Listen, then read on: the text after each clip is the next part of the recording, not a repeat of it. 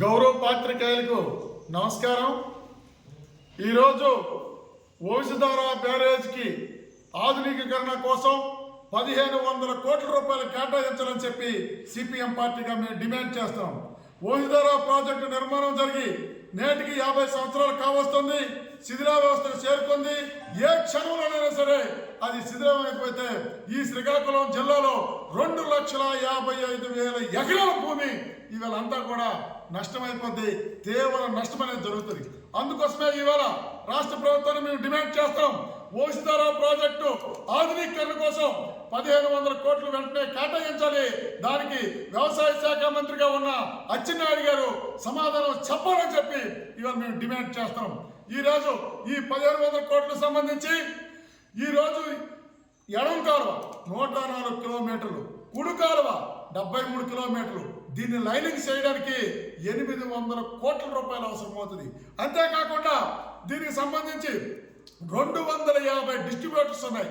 ఇవి రీకన్స్ట్రక్షన్ చేయాలి. ఈ స్ట్రక్చర్స్ అన్ని ఈ 250 స్ట్రక్చర్స్ ని రీకన్స్ట్రక్షన్ చేయడానికి 300 కోట్ల అవసరం అవుతుంది. అలాగే షట్టర్లు కొత్తవి వేయడానికి 100 కోట్ల రూపాయలు అవుతాయి. అదేవిధంగా పిల్లకారుల మరమ్మతుకి 300 కోట్లు అవుతుంది. మొత్తం 1500 కోట్ల రూపాయలు అయితే కానీ ఇవాళ ఆధునీకరణ కాదు. ఈవేళ కానీ ఆధునీకరణ చేసి 2 పంటలకు కానీ నీరిస్తే ఈ జిల్లాలో 1000 కోట్ల రూపాయల ఆదాయం ఇవాళ రైతాంగానికి వస్తుంది. తద్వారా కొనుగోలు శక్తి పెరుగుతుంది.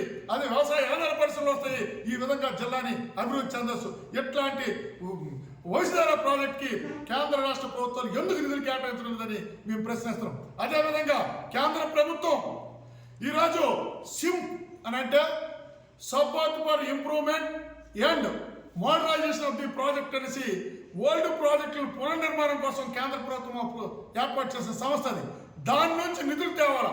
దాని నుంచి ఇవాళ కేంద్ర పౌర విమానయాన శాఖ మంత్రి గారు ఇవాళ రామ్మోహన్ నాయుడు గారు ఉన్నారు.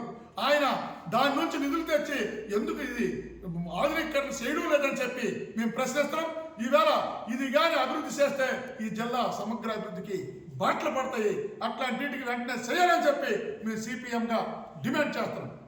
అంతేకాదు ఈరోజు ఈ వంశధార ప్రాజెక్ట్ని ఎప్పుడైతే ఆధునీకరణ చేయాలా. అదేవిధంగా ఈరోజు 2000 కోట్ల రూపాయలట్టి రిజర్వాయర్ ఇవాళ నిర్మాణం జరిగింది. దానికి ఈరోజు ఒక్క సుక్క నీరు రావడం లేదు. ఎందుకంటే నేరేడు దగ్గర బ్యారేజ్ నిర్మాణం చేయాలి.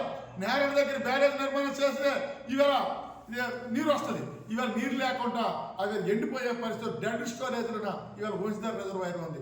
దీనికి సంబంధించి లిఫ్ట్ కోసం వేసి నీరు నింపాలని ప్రయత్నాలు చేసినారు. దాని కూడా ఇవాళ సఫలమయ్యే ప్రయత్నాలు లేవు. అందుకోసమే ఈరోజు మేము డిమాండ్ చేస్తున్నాం.